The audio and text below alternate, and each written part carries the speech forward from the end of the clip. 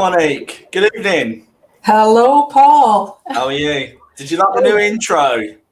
I saw that and it looks fabulous. Couldn't do a better Awesome. job myself. Great job, Helen. Was it Helen who put that together? Helen? Yes. How did you guess? It wasn't my technical skills. It was definitely Well Helen. done. Yeah, awesome. If you're coming on, guys, quickly say hello just to make sure that we are live and we've not been dumped out by Facebook. Hi, Ed. He's coming in. Edward. Good to see you, Ed. Yeah, and Carol. Hi, Carol. It's good to see you guys coming on already. Don't forget to like and share. Hello, Lou and Paul. Hope you guys are good over there. So how have you been, Monique? It's been a hot one today, isn't it? Well, yeah, out here in BC, British Columbia, and across Canada, actually, we've been having some problems. We'll talk a little bit of news, I guess. Forest fires are one of our biggest issues, of course. Oh, really? Yeah. So because of the temperature. Yeah. So far where I live, I've been all right. Can't say the same for other locations. Lots of beautiful forest in BC here. Yeah, absolutely. Mm-hmm. It's a beautiful country, Canada. Yeah. Okay, we should really talk about our guest, shouldn't we? I'm quite excited this week. Please. We've got, especially as we got a local lad on. Well, he's not from this area, but he's now living locally. Mr. Tatt, Mr. Leonard Tatt. Yes. But should we just go straight away, bring Leonard in? Absolutely. Hang on. Again, I should really do some kind of intro when I do this. Yes. Good evening, Len. Good evening. Hello. How are you? Great. Nice to be with you. It's all quite hot here, though. It is, isn't it? It's been a bit of a sticky one. And I'm live from my cabin in the garden, so it's a little bit hot, shall we say? But we're getting there. I won't stand up in the show at all, just in case you get to see my shorts. So it's an illusion. Okay, I'm not wearing a complete suit. You wouldn't be the only one. Okay, not too much information probably, but let's crack on. So Leonard, thank you for being agreeing to come on tonight and to be interviewed. One of the things that we like to hear about initially is your personal journey into spiritualism. Can you tell us a little bit about you as a person and what happened to you? Yep. Well, I first came into spiritualism in about 1990 after a period of crisis in my life. We'll talk about that, I'm sure, as the evening goes on, because lots of spiritual transformations begin during a period of crisis. And for me, that was a divorce. And that divorce was quite emotionally difficult for me, but probably even more so for my family. And at the time, my mother believed, I've been brought up as a Roman Catholic, and that she believed that estranged me from the church. And God at the time was very, very important to me. And I started a search outside of the church, which took me everywhere.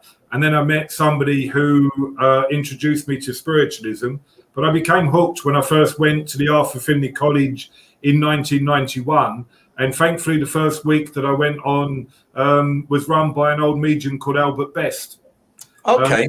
And Albert was, he had been a postman in Glasgow, and he'd been a sailor during the war, and had come home one day to find his home had been bombed, and all his family had been killed, and then spent the rest of his life, rather than be downcast by that, devoted the rest of his life to mediumship. And he was renowned for the accuracy of his messages. And he used to give names and addresses. He said lots of that was because he was a postman.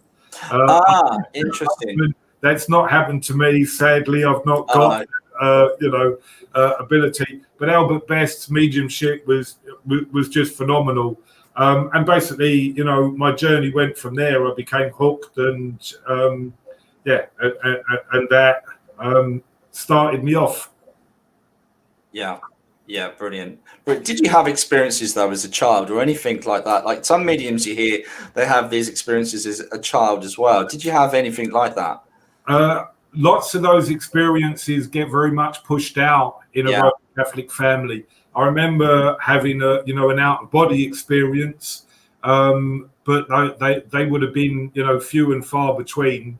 And even then, when I started my development, somebody saw something in me, and felt that I'd got this gift. And I remember at the time at the college, we didn't have workshops and seminars. People weren't told how to work. It was purely and simply lectures. And what used to happen was every now and then, one of the mediums would pick on somebody and get them, to work. And I remember being picked on and, dragged out to the front. And this medium said to me, right, you're now going to give a message. And I don't know how, but that's okay, but you'll do it anyway. And so they just, got you to work without any knowledge of what you were doing. And because something happened in this message that somebody was able to, to take, it seemed important to them. Yeah. I started to believe that there was something, that I could do that might help others. And I started out on my development. But my first message, didn't have a clue how I was working, didn't have a clue what I was doing, but did it anyway. And that's how I used to be trained in those days. Interesting. Lovely. Yeah. And you were born and raised in the Catholic belief system, correct? Roman Catholic? Yeah, and that was very, very important to my parents. And my parents were involved in a organization called Marriage Encounter. So they were involved in helping people's marriages. So when I got divorced, it was especially difficult for my mother. And then when she found out I was involved in spiritualism, she thought I was going to hell and couldn't understand it. And, so then had to deal with that at the same time. But for my mother, I mean, she was Roman Catholic, all her life, and it was very, very important to her. Yes. So it must be very conflicting, and I was Roman Catholic as well, to suddenly have an awakening where you realize your ability. Everyone has this ability, of course, if they choose to pursue it, to connect with spirit. Tell me if you felt that it was a calling for you, because I certainly felt that. Did you feel it was a calling, and that would pull you out of not necessarily the belief system, but I mean, your whole world would change in regards to what you were taught?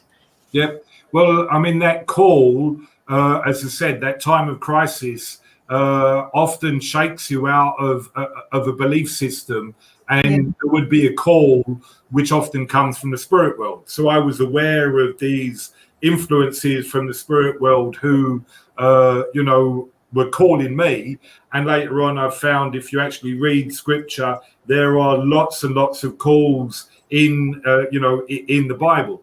And through my journey, I mean, lots of what I was called to do was to find out about, religion and my faith.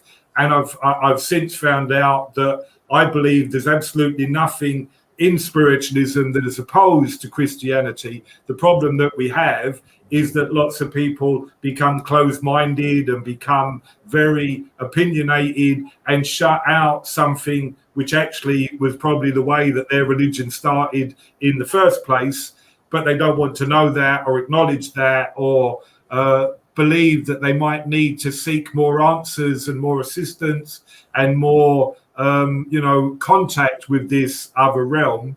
So I mean, I personally believe that in all the religions, spiritualism is evident, and especially in Christianism, I'm fascinated by Christian mysticism, which is has a very long history. Meister Eckhart, John of the Cross, Teresa of Avila, Teresa of Lisieux. I could go on and talk about those mystical experiences. But you find those same mystical experiences in Islam, in what we call Hinduism, in every single avenue, and even humanists and atheists get mediumistic experiences. Sometimes they don't know that they're having them. Yeah. Yes, I'm sure you're right about that. So, and it's not an easy passage when you're going from one to the other like that, and all your belief system falls away.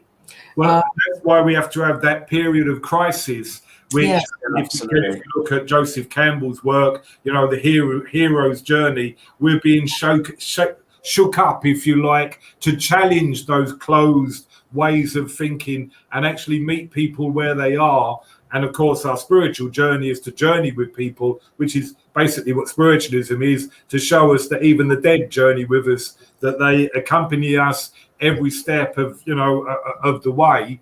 And that crisis, is to basically, wake us up to our responsibility to bring this broader viewpoint to the world once more, and to help people realize that there is something to it, and to take away the fear of death, to take away the fear of, sadly, spiritualism hasn't done a great job of that, especially lately when we've had all these TV shows about haunted houses and all the movies about, spinning heads and, whatever it is. It's crazy and takes something away from spiritualism. Absolutely. Yeah. Just creates more fear. It's really not helpful. Absolutely. And I actually like the way you compared in regards to an awakening, the pandemic or crisis, which would bring on an awakening. Definitely the COVID-19 is a world crisis. And you did talk about that. I remember hearing you say that, comparing that as a spiritual awakening. We're on a world level. Well, we are the universe in microcosm. So, we have a collective experience, and we also have our own individual experience. So we are, an individual aspect of God, but we're also called to be part of that human race, which is all an aspect of God. So, and again, those desert experiences, one that comes to mind straight away is the Israelites wandering through the desert. So that area of wilderness, and they're wandering through the desert because they don't quite know what it is that they want, or where, the promised land is. So they wander lost, which most of us do after we've had that call. Where are we going? What are we doing? And that period that we've been through with lockdown was meant for, personally, for us to sit and think about the fragility of life and the importance of making every day count, so that as we're coming into this more free period where lockdown restrictions are being eased, so that we go out into the world and begin, to make a difference spiritually. Yes. Mm-hmm. The whole world slowed down and gave us a moment to think about things a little. Certainly wasn't easy. But no. So no, I appreciate how you put that, because that made total sense to me. Absolutely, the microcosm. I've not heard that for a long time, and that's so it's so succinct and so beautifully put. That inner self, and everything we can change the outside world from within. But a lot of people don't realize their own potential. But so, Len, coming back to your life journey, so you went and studied to become a priest. I'd love to know what drove you into doing that. Well, I came into spiritualism in 1991. Then probably about 3 or 4 years later, I started, working in churches. I was probably involved, in spiritualism for about 15 years. Okay. Your spiritual journey continues, and there are, all sorts of questions and all sorts of longings, and you're still in search of a soul. And the next period of crisis came for me in about 2005 when my father died. And I remember at the time my mum, being Catholic, called for the priest to come and pray as he died. And I was moved by this person who within minutes was there at this bedside. Nobody would know about him, nobody would remember his name, but he was giving this selfless service to God. And it started my questioning about the faith of my ancestors. Carl Jung talks about how we've got to know the tradition that we're born into, and I think it's very, very important. The Christianity that I grew up into was one that struggled, had lost its way, and had not taught the faith properly. And I wanted to go and find out about it. And that search took 12 years, and took me to the heart of the church, because I lived in Rome. St. Peter's was my parish church for a while. Well, St. Paul's was in Rome, but St. Peter's, was very close. I spent a lot of time there, in lots of the churches in Rome, and gained a great deal from it, from academically, culturally, in all sorts of other ways, and spiritually, of course, from that journey. But again, it was part of the journey. Yeah. Yeah, certainly. It certainly sounds like it is. Yeah. And it couldn't have been easy going back and forth from spiritualist to priest. I'm trying to imagine that. Yeah, especially on a personal level for you and your friends and your family. Absolutely. Well, this is one of the reasons why I've had a great interest in psychology, especially, depth psychology, the psychology of, Carl Jung, and a bloke who I'm very much, trying to find out more about at the moment, called Roberto Assagioli, who are both contemporaries and students of Freud, but then went their own way. It fascinates me that the psychology of the human condition, which I feel helps us be better mediums, be better people, and furthers our own spiritual journey. So, at times it was it was hard, but then so is developing mediumship. The development of mediumship's not an easy task, and it's one that can take you into all sorts of dark, lonely corners at times. Absolutely. Yeah. Amen to that. Well, you also mentioned, Len, that when you were in London, that you went to study at the WPF. To take therapy there, and that brought you into a broader interest. Can you talk about that? Yeah. There's a very big link with this, with the work of Jung. In the 1920s, Jung was writing a book about, how he believed that therapists in the future would do what priests did in the past. And he talked about this spiritual need for depth psychology. And it is, in the church, as a priest, we were obliged to have spiritual direction, and, depth psychology or therapy, is another way of doing it. Goes back to that whole thing about the oracle at Delphi, who said, man, know thyself.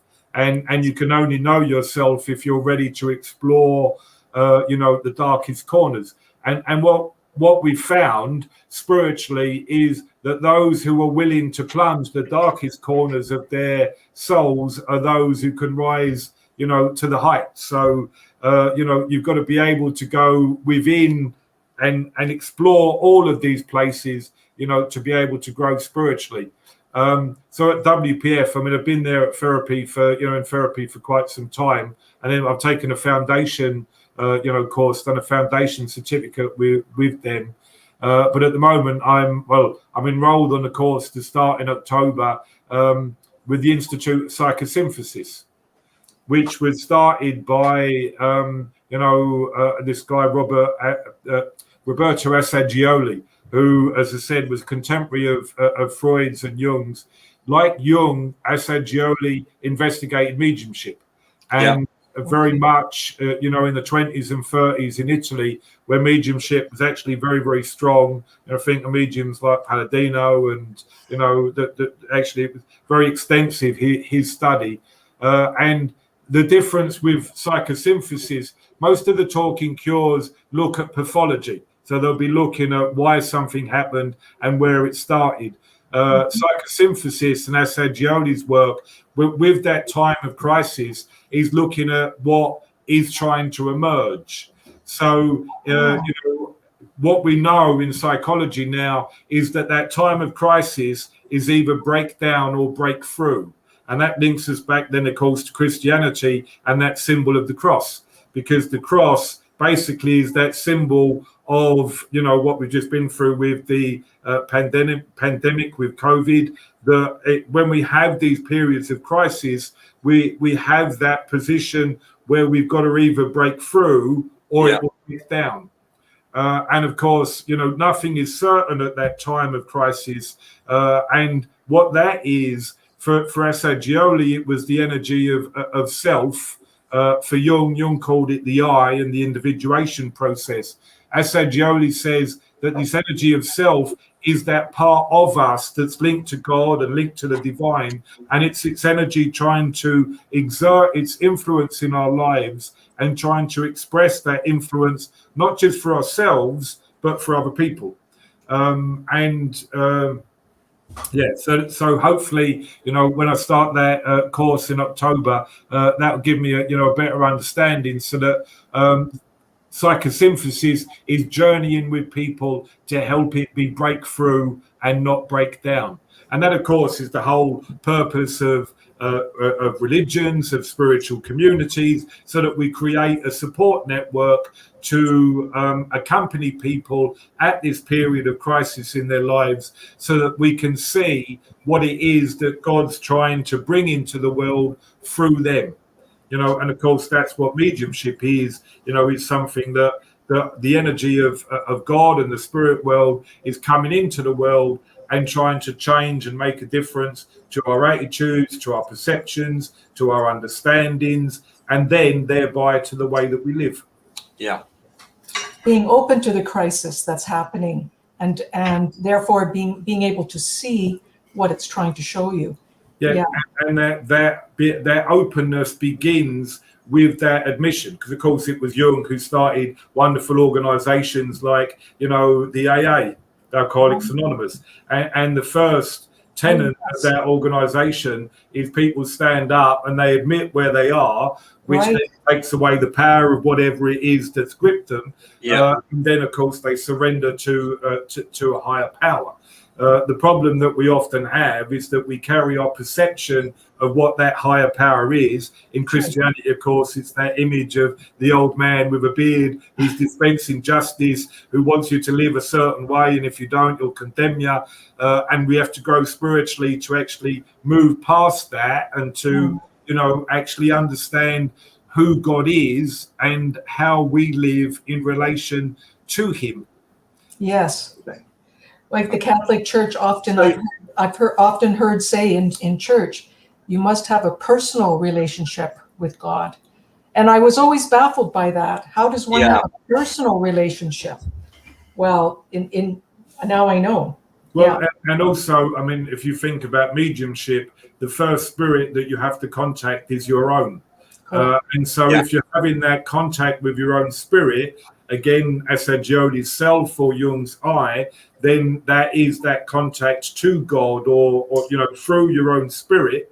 And it's, sadly in the church sometimes they mix up that relationship with God to a relationship with the church, which isn't always the same thing. And it's all very well talking about having a relationship with God. You've got to experience that. You've got to know what it means. And you've got to live that out in every second of your day, which then means that your life becomes a living prayer. And that's the goal of our spiritual journey, is that we're uniting ourselves, the inside and the outside. And that's that wonderful word, integrity. We become people of integrity who say what they mean and do what they say. And of course, that's the central story of Christianity. Yes, absolutely. That's wonderful. I'm slightly flabbergasted because that was so well put, Len. That for sure. Beautifully put. Yeah. Thank you for that. There you are. And you've just answered the question I was about to answer. Yeah. Now, okay, we got some questions flying in already. Helen, if you could, we got one from Edward. Hi, Ed. Why is spiritualism as a religion as opposed to science, for example? It's a great question, but if we start with science is a spirituality. Because what we're actually doing scientifically is we're trying to investigate this moment now so that we understand what this moment is now. So if we might investigate scientifically the building blocks of the universe, which is atoms, and even in science, we've got a kind of faith. People think science is knowledge, but again, if you read the work of Jean-Paul Sartre, and various others, Karl Popper, they talk about how science is a set of theories which are adopted as fact today, only for new theories to come along tomorrow, and the old theories of yesterday, pushed backwards. And the purpose of science as a spirituality is to live in this moment now. Now, spiritualism adopts the same principle, and that's what mediumship is. Mediumship is a moment that comes alive and makes us aware of what's going on in the here and now all the time.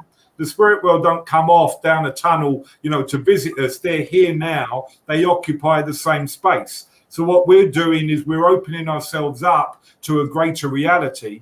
And at the moment we've had this, you often hear people say, I'm spiritual, I'm not religious. Well, I brush my teeth religiously.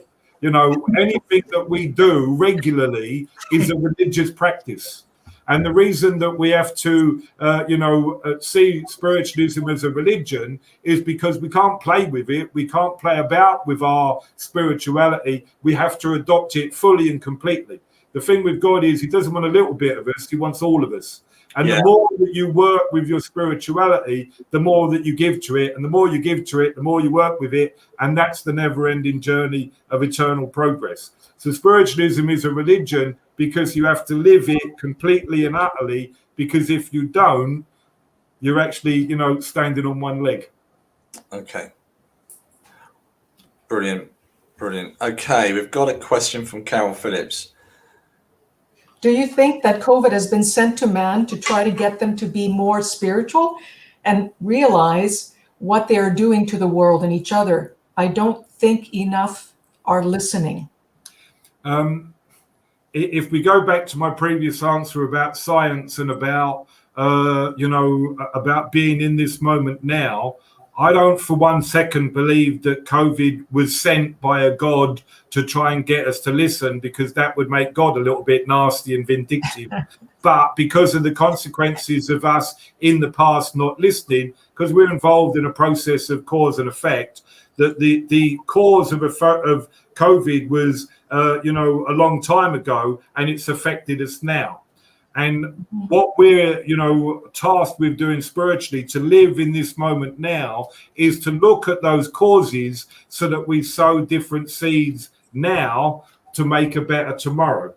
And one of the problems that we have spiritually, often, people, and this is one of the problems we have with prayer, people talk about, about their need. What we need to be doing is sowing the seed, to sow the seed of right action, right thought, right application now to make a better tomorrow. Now, again, if I refer you back to my answer of, about that crossroads, break down or break through, because of the human condition, we take the pathway of least resistance.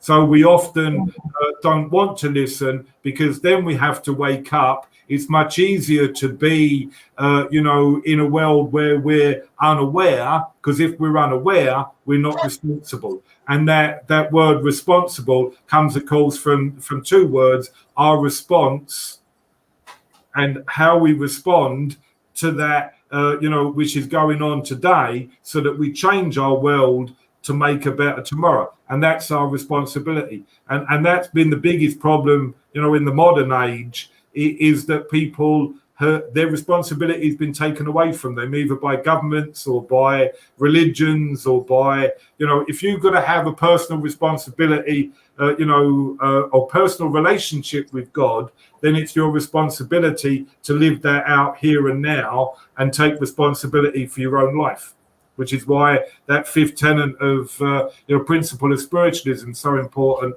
personal responsibility, because who saves us? And what do they save us from? We're saved from ourselves. Yes. That's absolutely. Yeah. But isn't that why the whole experience of humans, or our spirit, is so unique in this reality? Because even up to the last breath, we have that option of salvation or open ourselves up to God. Yeah, and I actually, in Hindu, I have to be careful, keep saying the word Hindu, because Hinduism is not a religion, it's a language. But what we know as Hinduism, that within that religion, the idea of Atman and that which is eternal because we recognize it. So it's that part of us that recognizes its eternal being that is eternal, which is why spiritualism is so important and why religion is so important, because it stems from that attitude and that realization that we are eternal beings. And I sometimes have a problem when spiritualism says there is no death, because there is. There's deaths all the time. And I actually quite love, the work of St. Francis of Assisi. He used to talk about how every day was our life in miniature. So we're born in the morning or incarnated. We live our lives to die in the evening, to be reincarnated in, the next day, and to live that out again. And we have that process not just, physically every day, but we'll have that process during our lives when something's lost. So we might lose a relationship, we might lose a loved one, we might lose, whatever it might be, to realize that after death, there is always new life. So after relationship breaking down, a new relationship comes along. After one job, being lost, a new job comes along. And it might be a struggle in between, that being lost in the desert, like we've gone through, with COVID or whatever, but there is always new life after death. And that's the purpose, again, of spiritualism, is to help us understand that death is part of life and very, very important. Yeah. Absolutely. Yeah. Yes. You want me to read that, Paul? No, actually, Carol was just saying how 100% she agrees, but gets so frustrated and tend to break down that people don't seem to understand and want to be kind and compassionate. But, that's down to their individual journey. And again, as echoing Len's words, it's their own personal responsibility as well. And if you think of that time of crisis, and this is actually linked to our suffering, is that often that suffering or crisis becomes more pronounced the less we want to listen. So, the less we listen, God shouts louder. And louder and louder until we actually do listen and wake up. And it might be, like you said, it might be that moment before death. It might be that moment before, we have that great transition that we actually wake up, but it's never too late. Yeah. Helen Cuddle has a question. Hi, Len. My question is, how do you go about answering your questions? Would you, or are you able to ask your guides for the answers, or would you yourself go and seek a medium? There's lots, because that's actually a threefold question there. How do I answer my questions that you're putting to me? I mean, I've been working on my development since 1991, especially through the trance states and, through countless silent retreats or whatever. And I always, remember Glyn Edwards asking a question of Ursula Roberts. Ursula Roberts had this wonderful guide called Ramadan, and he said to Ursula, it's hard to notice sometimes where you stop and where they begin, because when you're in trance, you seem to have, when you're in trance, the spirit world seems to have some of your characteristics, and in your normal waking state, you seem to have some of theirs. And she said to him, well, don't you know, my dear, that's the purpose of trance, so that in any loving relationship, you become enmeshed. Now, if you think about, a couple that that have been, together for 30, 40 years, they become as one. And it's hard to know where one person stops and another person starts. So as we work with our development, that tends to happen. So, is it coming from me? Is it coming from the spirit world? The answer is yes. And does it matter? Because we're working with them in all sorts of ways. But if I had a personal problem or a spiritual problem, you have to be careful, with this, because that word guide can mislead us. It basically refers to the spirit world's responsibility to guide us home. which is, again, that's the whole importance of the funeral. We actually help the dead through how we act after they are going through that transition. And I think spiritualism's got to concentrate on this aspect much more, the fact that mediumship is not just for the living, it's for those in the other world too. And that sort of process of funerals is very, very important. But those that work with me are not responsible for my life, I am. And they would sit there, like, for instance, I mean, the funny thing with it is, when I was, thinking about, the priesthood, that was the last thing that 2 years before, that if you'd have told me that's what I was going to do, I'd ever would have thought that I was going to do. But I was in a period of crisis, sat down with the spirit world and discussed to them. And the spirit world basically said to me, you'll get everything you need if you go down that road, and it won't be easy. It will take you at least 10 years. They didn't make the decision for me. I had to make the decision because it's my life, my responsibility. Yes. Would I go and seek, another medium? No, probably not. But I do like seeing good mediums work because, it's a joy watching a good medium work. And I think you learn so much from watching someone else work that can help you in your own work. But then by the same token, it's like, being a driver and sitting in the passenger seat. when you're a passenger in a car as a driver, you become a bad passenger. Did you see that car? Shouldn't you brake there? What are you going too fast on that corner for? So it becomes difficult as a medium watching other mediums work at times, but that's part of the journey. Yeah, absolutely. Okay. So, hi Lou. So we get quite a lot of questions about our guides, Len. So Lou's put a question here: how many spiritual guides do you have?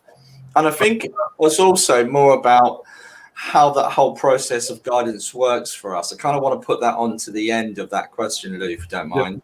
Yep. Well, I mean, most mediums have a spirit team that works with them. And that spirit team are responsible for all sorts of things and all sorts of jobs. Who's working with me when I'm doing healing? I don't know. Who's working with me when I'm working mediumistically? I don't know. I know that there's lots of them that will come in for different things, and I've learned to recognize them over the years. Yeah. When it comes to the trance states, there's 3 or 4 that work with me that I'm very much aware of, but there will be lots, that would be working. Again, Ursula Roberts used to talk about when she'd work, it might be Ramadan that you heard, but there could be 80 spirit people that would be working behind the scenes. Yeah. So it's a very difficult question to answer.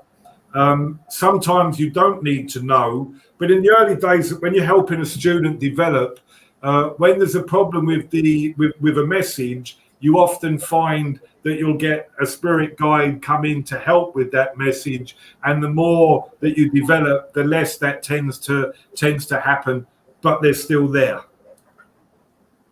Absolutely, they're part of the process, aren't they? Yeah. Absolutely. Edward Goodman, is the attitude of the established church mellowing, or are they stuck on the instructions of the Old Testament about not turning to mediums? Again, we're looking at an institution, but trying to answer it individually, and that can be quite problematic.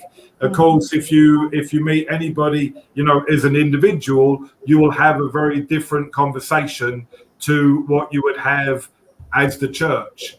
I mean, with the Anglican Church, there's actually been a very long history with involvement with spiritualism. So, for instance, my local church is Norwich Spiritualist Church, used to be a Christian Spiritualist church. One of the founder members of Norwich Spiritualist Church was a local Anglican minister who was vice president at the time when it was founded.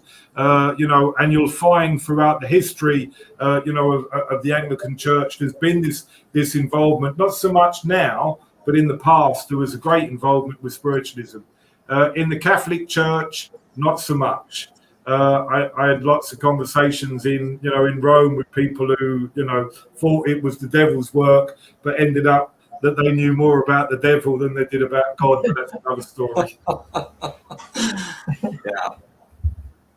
Yeah. Oh, I see another question on guides from Carol. What would you call guides? They're just my friends in spirit. I mean, the term guide, is quite, problematic, as I said, because they don't guide my spiritual life. Because often you'll hear people, they'll say, why didn't they save me from that accident? Or why didn't they save me from that difficulty? They're not meant to. Our difficulties and challenges are often more important than our successes. And the people that work with me in the spirit world journey with me, and always will do. Yeah. So they're friends. Yeah. Okay. Hi, Xander. We both know Xander. How are you doing, Xander? How can we mediums help spiritual world the most in your experience of being a medium? By being the best person that you can be. Raising your vibration. That's just, not the best medium that you can be, because if you can be the best person that you can be, your mediumship will be involved in that. Basically, our mediumship is about being the right, creating the right atmosphere, the right energy, because what's a medium? A medium, somebody who changes the atmosphere in a room. So if we're able to be at peace with everything, with the world, and this is one of the things that spiritualism is meant to do, is take away that fear of death so that we're at peace with it. And if we're at peace with the whole idea that we have to experience life, the good, the bad, and the indifferent, and that our suffering has a place too, then we become at peace with that, and then we start to emanate that peace, and that is healing. So if we're able to do that, then our lives become a living prayer of who and what we are, and that's the purpose of our spiritual unfoldment, which is actually far more important than mediumship. And I actually believe that lots of people who never ever would call themselves mediums have been mediums. So they've been, if we know that God is the God of love, every time we're able to love or express that love in the world, that's mediumship. Yeah. Well said. Expression of love through the heart. Yeah. Yeah. Hi, Helen. Would you like me to read that, Paul? Yeah, please do. Okay. What are your thoughts on some churches not allowing some mediums working within their church because they're not a member of the SNU? I don't know. I've not come across that. It's not a requirement of any church to do that. You would be recommended by the SNU to have mediums that are, approved, or certificate holders or diploma holders or whatever. But if you haven't got one, you're not obliged to have one. So I don't know. It's the work that shows that you've got a link with the spirit world, not membership of an organization. Absolutely. Absolutely. Thank you for that question, Helen. One from Sammy Starr. Hi, Sammy. Do you meditate? Do you gain guidance from this? Yes, I meditate, but meditation is about contacting my spirit or being in this moment now. So, obviously the one that we're familiar with is concentrating on my breath. If I concentrate on my breath, I begin to understand how I'm breathing. And that in itself is guidance, because it helps me know where I am, in my own body, in my own, life right now. And that in itself is guidance. But that awareness, again, isn't always easy, because if we're meant to experience life, the good, the bad, and the indifferent, sometimes we have to be in the place where we are desolate, or where we are grieving, or where we are, at a loss to what to do, because those places are very, very important. Yeah. Okay. Actually, on that, just before we move on, though, do you bring a lot of prayer into your meditation if you meditate? And what's your process? Is it more healing? Is it more contemplation? Is that you're also like a relationship, obviously, contemplation? What am I trying to say here? Your relationship with God, if you like. Yep. Prayer has always been very, very important to me. Yeah. But you have to really understand first what prayer is. And I love the words that, James Dillett Freeman, he talks about prayer being spiritual exercise. And he talks about how prayer perfumes the air. So what basically happens when we pray, we are directionalizing the mind. So we're setting the mind on on a course or in a direction, or setting an intent, if you like. Yeah. If we're about to do anything spiritually, we should always start with a prayer and finish with a prayer, which is why it's there in our services, because what we're doing is we're setting an intent, we're directionalizing the, whatever it is, the experience, and that perfume in the mind is what unites people. It's what builds us with common purpose and into a common bond. So prayer, is vitally important to me. I mean, as a priest, you're obliged to pray 5 times a day. And that discipline, I think, is very, very important, because it actually sets that intention. So when you get up in the middle of the morning, midday, middle of the afternoon, in the evening, and then before you go to sleep, and you find the same belief in Judaism, in Islam, the monotheistic religions, but you'll also find that in Buddhism or whatever, that ability to actually be still and be in communion with the source of being, which is God, actually helps us overcome all sorts of things. So I think it's very, very important. Yeah, thank you for that. Carol, hi Carol again. Do you ever get consulted by members of the clergy? No. They can't be seen to be consulting with you now then. No, and that's the that's the thing. No, I don't. I mean, you must have, obviously, on a personal point of view, you must have made some really good friends and connections with people from the Catholic faith. Your time. But there are some great Catholics out there, and some great work that the church is doing in all sorts of ways. I think if we have prejudice against anything, we somehow do ourselves down. And there's a place for it, in the world. So there are some great Catholics out there, and I've met some people who, live out a spiritual life. It's just not for me anymore. Yeah. Okay. Another one from Helen. Helen's right at the bottom. Nice question. There you go. What are your thoughts on physical mediumship? Would this be accepted within the churches as naturally as platform mediumship is? Well, physical mediumship has changed. The days of mediumship using ectoplasm seem to have been and gone. And sadly, we've missed the boat. There are certainly, examples or experiences that, happen today, but not how they used to. That's changed for all sorts of reasons into what we know, as our mental mediumship today.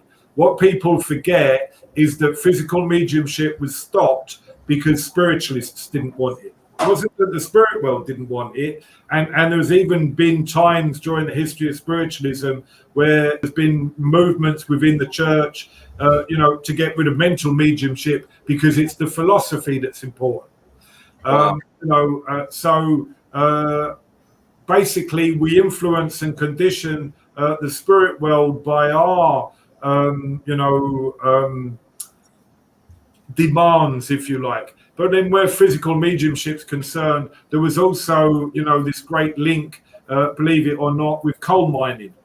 And you'll find that often, the mediums of the past used to either be from coal mining families, in coal mining regions, and of course, carbon makes up a very big part of ectoplasm, and we don't have that sort of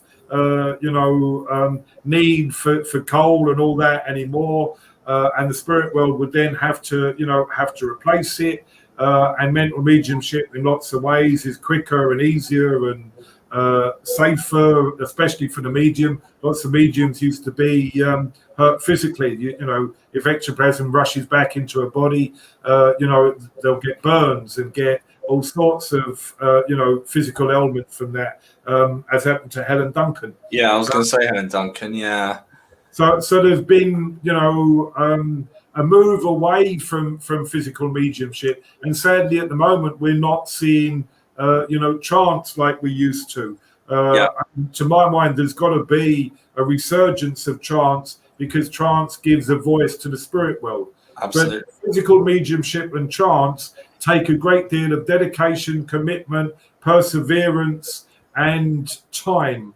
And sadly, people these days don't have any of that. And no expectation as well, which is something quite difficult. I mean, I've sat in circle for 5 years with Little, and I think it was the skull experiment, wasn't it? It took 5 years for that before they had longer than that, but they didn't have the distractions of TV or whatever it was in their own home. The iPhone. You hear of people like, Minnie Harrison. They reckon that she sat, and the first night that they sat as a circle, they got phenomena. But her circle was her family, and she'd been sitting with them every night, night after night, for years. She started sitting in her 50s. There was no telly, or all they had, as I said, was the coal fire burning, and they had no distractions. So, the conditions were much more, right for physical mediumship to happen. And that level of dedication, takes years and years and years to, sometimes before anything happens. So do you think spirit will adapt that spirit will want that to come back in? I mean, when you think of all the hundreds of home circles that used to be out there, and there was a whole network, wasn't there, across it? I know I'm literally talking about Great Britain, Monique. I'm not sure about Canada, but I've read some of Leslie Flint's books and talking about the home circles that he was involved in, and that whole network was just unbelievable compared to what we have today. So many people ask me, why can I sit in circle and develop? Really, there's not much out there anymore, unfortunately. And not the good teachers, and sometimes as a teacher, you have the problem that you try teaching a student, and the student will argue with you and try and tell you, how it should work, and which never used to happen, in the past. But as I said, the ways of teaching in the past were very different. In that we just used to be got, up to work, and that was it. You didn't know how you were doing it. You didn't know what you were doing. And all you'd get at the Arthur Finlay College was lecture after lecture after lecture after lecture. And during a week, you might get half a dozen students working, giving a message each. But it's not that way now. No, it's a lot of practical. Yep. Yeah. And Xander's back in with love. Do you want to read that one, Monique? Sure. Yeah. Hi, Xander. Nice to see you. How do you know when you are in trance state, and what is the biggest difference to mediumistic state, in your opinion? So he's asking, what is the difference between trance and mediumistic state? It's a very difficult question to answer, because all mediumship is trance. Absolutely. Trance basically is an altered state of consciousness, and basically what we're doing in trance is disassociating from our own personality to allow another personality to draw close, so that they can express who and what they are in all their character. That is mental mediumship. That's what we're doing. So it's quite a difficult, question to answer. And again, this word, some people at the moment are trying to call trance control, but it's not control, because that would be dictatorship. It's a partnership, and I work with the spirit world in partnership to allow that sort of thing to happen. That then brings us back to that point about intention and prayer. How do I know? Because I've set the intention, and I've said the prayer, and I've asked the spirit world to follow through with that intention. Yeah.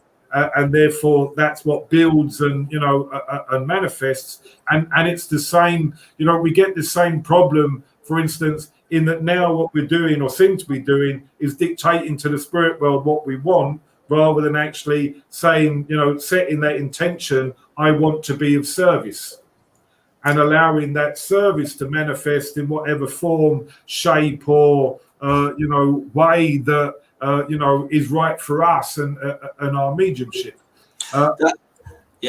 That's a massive point there, because being of service is surrendering to that, isn't it? Because not being a medium. Yeah. Because I just think, if you're surrendering yourself to service, that is literally, you have to be open. You can't be going, oh, well, I want to do this. Yeah. That's not service. No. That's your ego. And I think that's really important, really, really important. Yeah. Sorry. Some of the most important people in spiritualism are the people that you've never, ever heard the name of.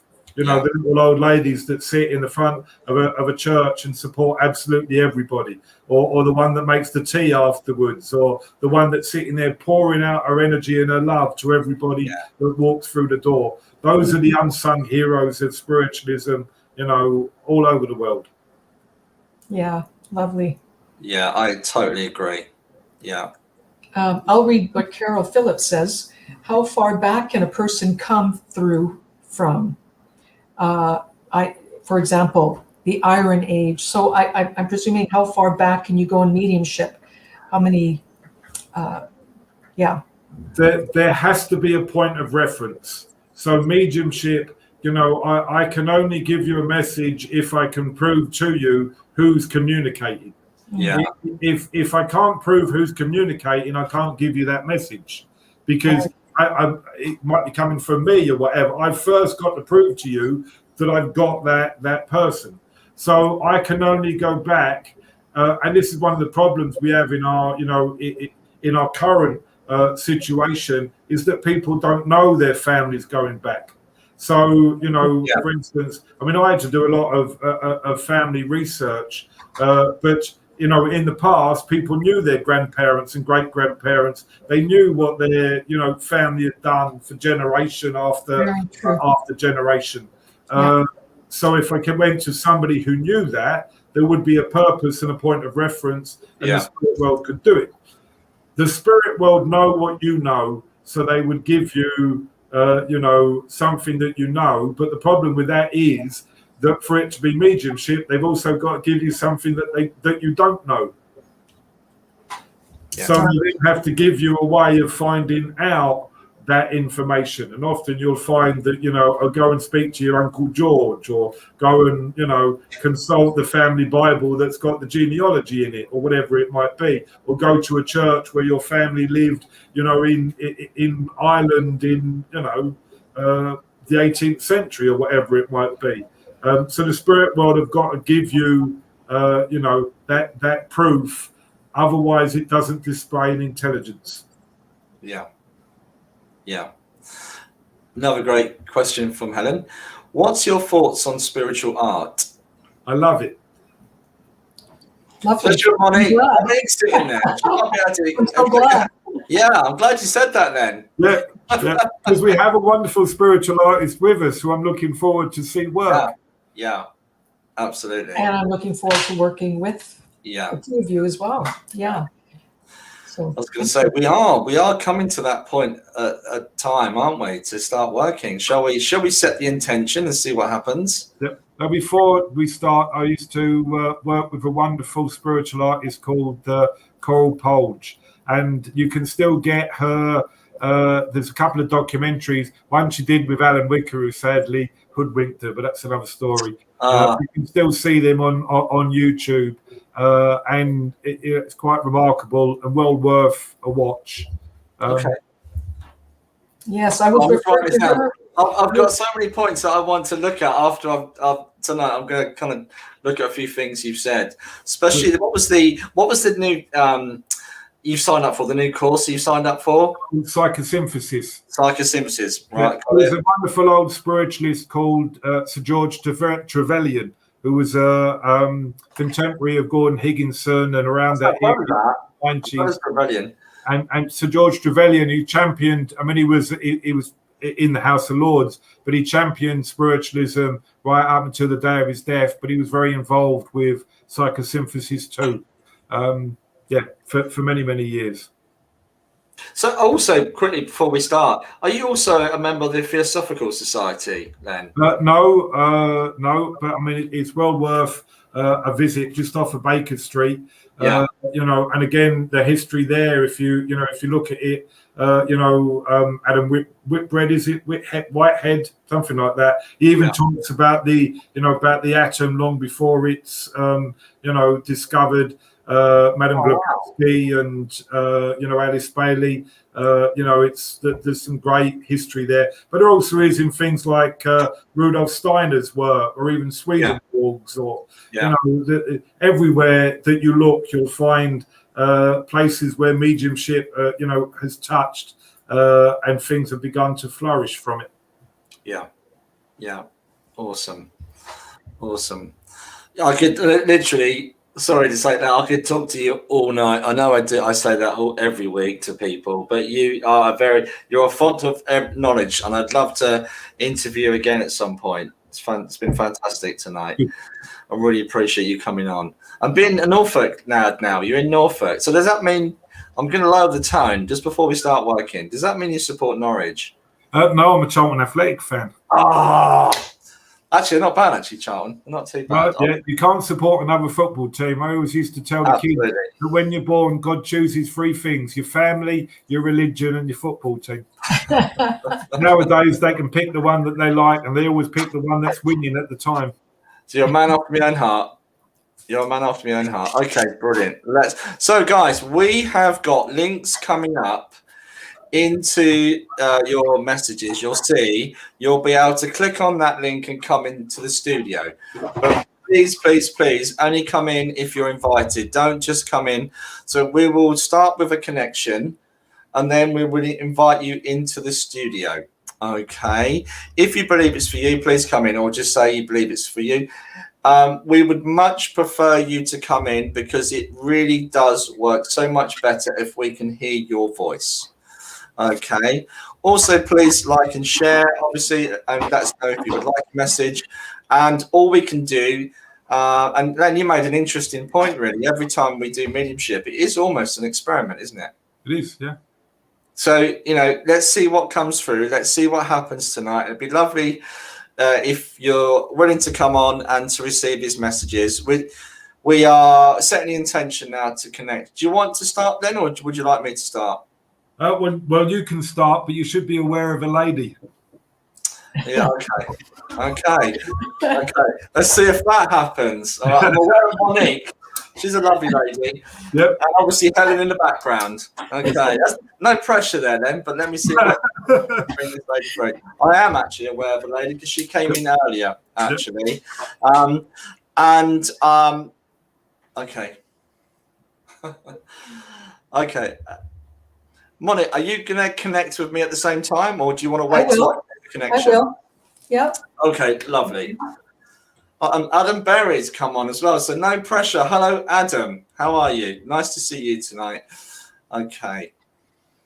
So I do have a lady with me, and I feel her standing behind me, actually, and I felt her earlier, which could have been the fly incident we had earlier with somebody touching the back of my head and kept twirling my hair. I thought it was a fly. So I've got this lovely lady coming in from Spirit here. I'm very much made aware. I do know she would have been a mother and a grandmother in her life. I do feel with this lady that traditional values, and I know Len talked about the responsibility of ourselves. This lady had integrity. And I feel this quite strong with this lady. I do also feel there's a slight faith underpinning her in terms of who she was. There's a real strong spiritual connection with her. I feel this with this lady to the point where okay, thank you. I also, okay. Monique, you've that's it. There you go, Monique. Okay. So I'm hoping to bring through a name for this lady that connects to her. I know the name John would link to her as well. I also know that her partner is in spirit with her as well. Okay. I feel she's trying to connect. I feel this is a mother link here, more of a mother. Oh, okay. There is the name John that links to her. Also, the name Michael that links to her family. I've also got this. I feel with this lady, she goes back quite some way, because I'm hearing traditional music that goes back into the 50s and 40s. Hear like a big band sound with this lady. I'm also hearing, I keep getting the initial A, and I want to fill into this, the name, because I know it's important. I keep getting the initial A. And I also feel with this lady that she has at least 3 daughters as well. Or, oh, sorry, excuse me. Yeah, at least 3 daughters.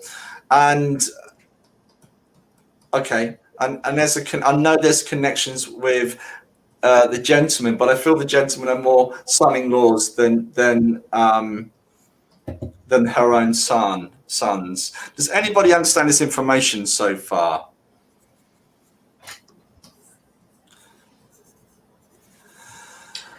And what I'm feeling with this lady, she's very gentle-natured. Yeah. I would say religious or spiritual. I'm not. Yeah, there is. I'm not sure what word to use there. First thing she showed me were what I saw first of all before I could see her was flowers. She loved flowers. I feel like flowers were used in this case, linked to spirituality or religion somehow. I'll continue. Mm-hmm. I also feel with this lady, she's telling me that there's an anniversary of a passing. I'm not sure if it's her, but there's an anniversary of a passing around about this time, which is what brings her closer here. I understand most of it, I think. Hello, Zander. Please come in. Please, if you can come in, Zander, that will be magnificent.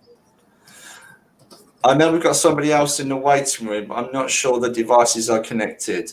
I also feel with this lovely lady that she would love to sing as well. There's a real essence of freedom with her.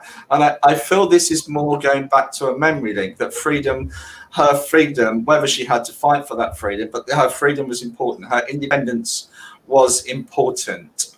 I also link to April. I know there's a birthday within April. Zander, can you come in if you understand this? Here he comes. In April. Zander, can you? Hi, Zander.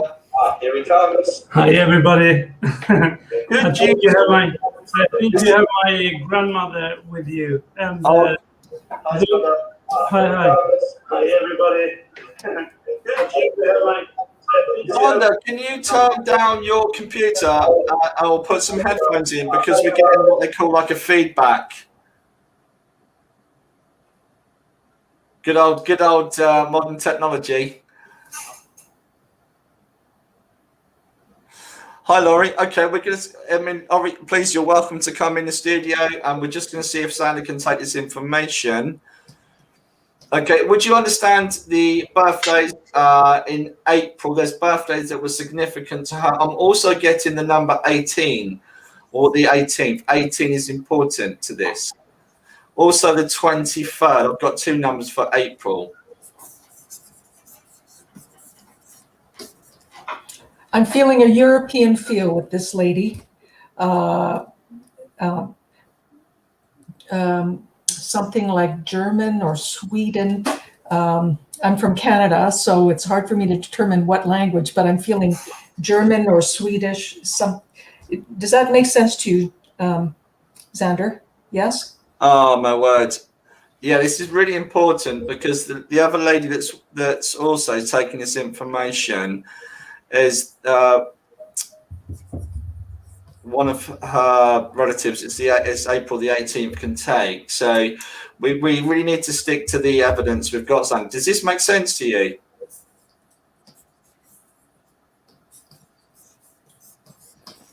Oh, we can't hear you, buddy. We put. Can you just turn yourself up a little bit? yes, do you hear me now? Yeah, perfect. Thank you. Okay, sorry. That's okay. Don't worry. her brother called John, Perfect. and they are together in spirit. Yeah. And Okay. the anniversary that you're talking about, I don't know about that actually. The dates and the April is a strong connection. April is my sister's birthday, and she was really, oh my God, you have oh my God, the portrait is lovely. It's more lovely than the portrait before, because you draw my granny before, but this is on her older days. So I can take the information. Yeah. Perfect. Xander, can I also say with this lady that her freedom is important, that her and that's really important to her, and we should never take that for granted. The freedom to have choices, the freedom to choose who we are, and independence. And it's this real strong message of living our life. I know that Len talked about this, but living our life to our full potential would have been really important for her. Not as a philosophy, but for her family as well. Yeah, and you're right also about the daughters. She has 3 daughters. Perfect. Yeah. Perfect. I have to stick with that information, because I think, Laurie, I think you were talking about your brother, because I felt the 3 daughters rather than the brothers. Also, okay. I also know this lady was very traditional, and I know, Zanda, you're from, is it Finland? No, it's Sweden. Sweden. Oh, my apologies. So it's lovely to obviously have you here from Sweden tonight. It's fantastic. The wonders of modern technology. But this lady, the outdoors was important to her. Yes, absolutely. Okay. Monique, would you like to give a little bit more of what you've got? Yeah, there's, as I'm drawing her right now, I can really get a sense of her personality. Very gentle-natured, loving lady. And she keeps showing me flowers, Xander. Flowers. Yeah. Is that very significant for her? Yes, and I wrote her a poem about roses. Oh, okay. That I read for her at the funeral. Oh, right. I knew they were linked to a funeral or something. Red roses, yes. Yeah. Well, she's bringing that forward to just validate that, that was she's aware definitely of what you've done, and very adamant. They kept coming through. She was adamant about my speaking up about that. So much love coming to you, Xander. Believe me. Yeah. Lovely, very lovely lady. Yeah, great drawing as well, Monique. Yeah, it's really her. Sandra, can I just say one more thing, because obviously we'd like to do and get Lenin as well at some point. This lady's talking, and she's making me laugh. She's a great personality. This lady has very warm, and she's talking about an unusual smell in and around the home, whether a drain is blocked. There's something unusual because I feel with this lady, she would have come in and organised you. She would have come in and sorted things out. And I feel her coming into your home and kind of tidying up. I'm really sorry to say that, but this is very much what I want to do. But there is a smell that she's trying to give me in and around the home. I actually think it's outside, and you're wondering, where is this smell coming from? Does this make sense? Yeah, and also about the smell. I have a washing machine, actually, and I was doing washing right now. And it was a unfamiliar smell from the tubes or something like that. So I can agree. She's making me aware that it goes outside the house. I feel it's the drains that are blocked. Okay, yeah. Okay, can I leave her love with you? Monique and I would. It's a lovely lady, lovely link to bring through. Thank you very much, Xander, for and being brave for coming in. Yeah, thank you so much. And thank you for all that you have taught us tonight. Thank you so much. Pleasure. Bye-bye. So, Len, would you like to have a go? Like to connect? Okay. Let's see what we've got. Because you should be aware of a man now Monica. All right.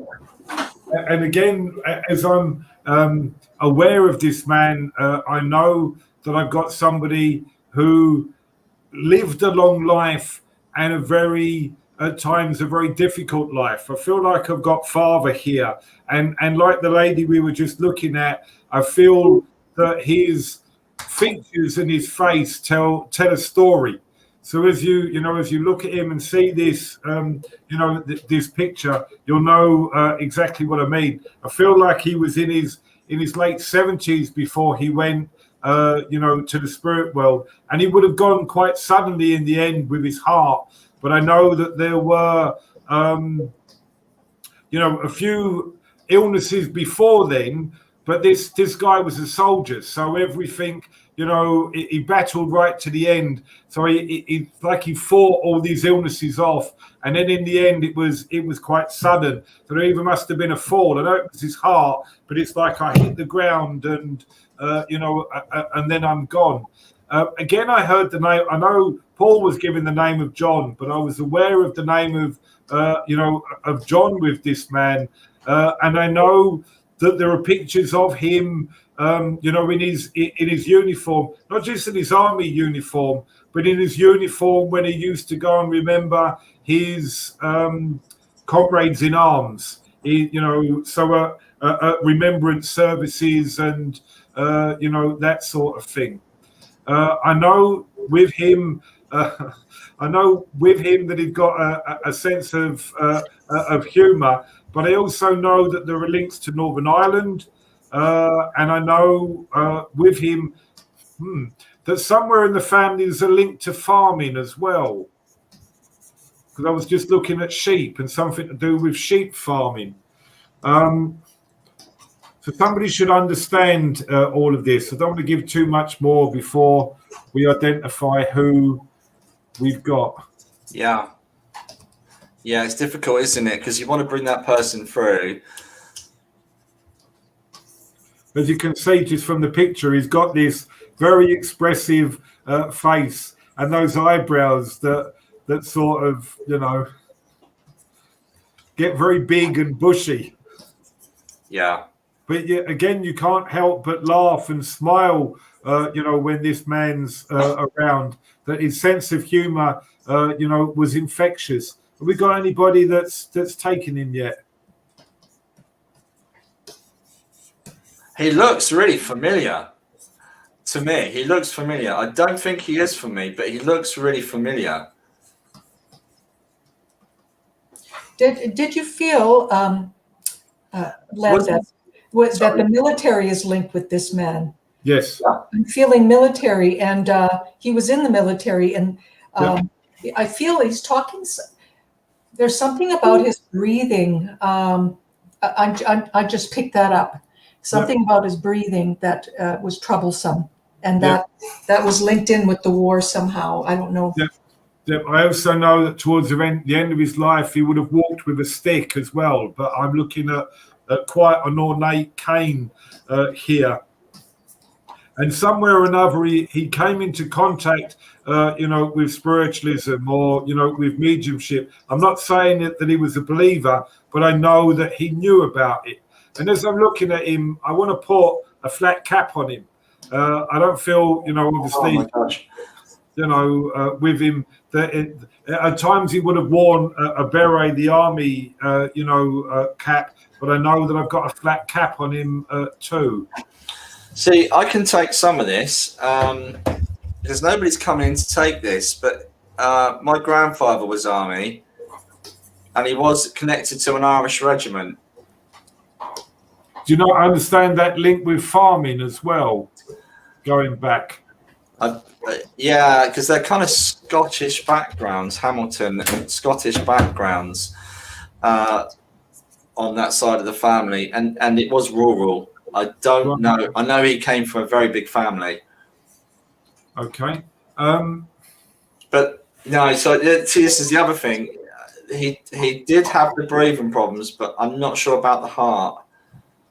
But it's what I was aware of was this, it's like a fall and he's gone. So that when his heart went, it was quite sudden and quite, see, here he's looking like he's not got a lot of hair on top, but he keeps showing me himself with hair. So he must have been quite a proud man at times. And it's really bizarre because I feel like I know him by looking at the picture. When you recognize someone, I recognize him somehow. Yep. And I'm so sorry if I'm not bringing this through because no one else is taking this. But there's elements of this as well. It's a little bit like my dad as well. He passed with a heart attack. And you'd understand the name of John? Yes, well, he was his brother. Right. But both grandfather and father. And would you understand this man who was thin on top but didn't like to recognise or admit that? I don't know. Yeah, I mean, yeah, kind of. I can see that. But not to the point where he wouldn't do a brush over. Yeah, but at times your father must have smoked. Oh, my father did, yeah. I'm seeing a pipe. Yeah. Did he smoke a Yeah, pipe? they both smoked. Yeah, dad. I think my dad tried a pipe for a while. Yeah, but interestingly, these two always come in together. Yeah, yeah, and this is one must have passed a long time before the other. Yeah, yeah, and it's like your father either was looking forward to. To being reunited with his brother, and that's why they come together, that now they're inseparable. But when they're alive, circumstances didn't allow them to always be around as much as they would have wanted. Yeah, absolutely. So, yes. Would you understand how he came into contact? Your father would have come into contact with mediumship or spiritualism in some way. He would have understood it, but obviously wouldn't have been involved. Yeah, we lived next door to a lovely lady who was she was holding her own circles. Right. Right. That's it. But at times he could be quite strict. Yeah, they're both of them, because I feel the actual drawing is my grandfather. Yeah, but I just know that it's like when your father wanted to lay down the law, you knew and you had to listen. Oh yeah. Both, it was and that's my mum would say that's more my grandfather. He didn't ever use his hands or anything like that. He just needed to say, and she knew. Yeah, absolutely. You can see that this face. That tells a story as well. The expressions and it's like a life well lived that's expressed on his face. Yeah. And that sternness or it's like, is there something going on in your life at the moment where you've got to be very disciplined and almost stubbornly determined to see it through to the end? Well, I brought my children up. Is that the same? Well, yeah, you do. Yeah. That's a never-ending discipline. Yeah. Well, obviously not. For him too, it's never-ending because he's still doing it from the other world now. Yeah. But it's like, this responsibility has brought the best out of you, and he's pleased to see the man you've become. Yeah, I was saying that to someone the other day. Bringing up my children on my own changed me. It was a massive change within me. So yeah, that's what he's saying. Yeah, thank you for that. Oh, you're welcome. So just know they've been there, and mediums need messages too. Absolutely, yeah. And it looks like we've run out of time because we are. We're getting to that time. Yeah. Monique, can I have that picture? Is that absolutely? Okay? I shall forward that on to my mother. She'll be very pleased. That's her. I believe that's her father. Isn't that wonderful? Yeah. And especially, she's been quite poorly recently. She had a fall, bless her, and she's had a plate. Yeah, absolutely. She had a plate put into her arm, and she's been really quite poorly. So thank you, Len, for that message, and thank you, Monique, for the picture. I'm sorry that I've hogged it, everybody. We do try to bring messages, but we can't control what comes through, can we? You know, and it is very much a surrendering process and allowing spirit to come through. But yeah, thank you guys. Can we again, on behalf of myself and Helen and everybody at home that's been watching, we want to thank you, Len, and your knowledge of spiritualism. You know, it's been wonderful to listen to, and I feel like we've only just scratched the surface. So it would be lovely to have you back on again sometime. We would love it. That'd be good. Certainly. So next week we have another really special guest, and I'm super excited to have them. I'm not allowed to say yet, just in case they can't make it. So, but I am super excited who's going to be on next week. Also, and I'm sorry to leave this right to the end. It's a bit back to front. I also want to welcome those that would watch this on Catch Up, and thank you for watching on Catch Up. We really appreciate it. You can see past programs on YouTube, or Monique, it's on yours as well, isn't it? Facebook as well now. We're now HD, so it goes out into the four corners as far as we can spread the message. And tonight it's been a real education, and we can't thank you enough, Len. The only thing we also do, Len, we do offer as a thank you to people at home a free reading. Can you see the names down on the chat? Can you scroll through and pick a name for someone that might need a message? We offer a free reading to someone. I haven't got any names on the chat. Oh, can you not see the private chat? Oh, so on the normal comments? No. Okay. Oh, I can't.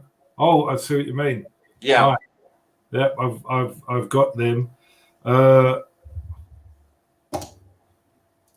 As we're looking down, the name that pokes out to me is Lou Cook. Well, hey. Congratulations, Lou. Monique, is it okay if you do that one? Yeah, if she contacts me via, my email address or the website has gone across. Oh, sorry then. We didn't realise that you was going to do it. We never ask our guests to give away a free reading. Who are you doing? Who's doing it? So Monique and myself will do. Carry on. Yeah, sorry, Len, but we just wanted you to pick it as you're the guest. Yeah. Okay. We know you're a busy man, so we appreciate your time. In a minute. Yeah, you got to get to work, haven't you? Yep. Okay. Once again, thank you, guys. It just leaves us to you. Oh, we've got a new outro as well. If anybody watched the intro, but it's nice to see everyone again. Lou, if you'd like to get in touch with us, and we'll sort out a reading for you. So this time next week, Monique. Yes. Take care. I'll see you then. Thanks again. See you again. It was wonderful. Bye, everybody. Bye, everybody. Bye. Bye. Bye.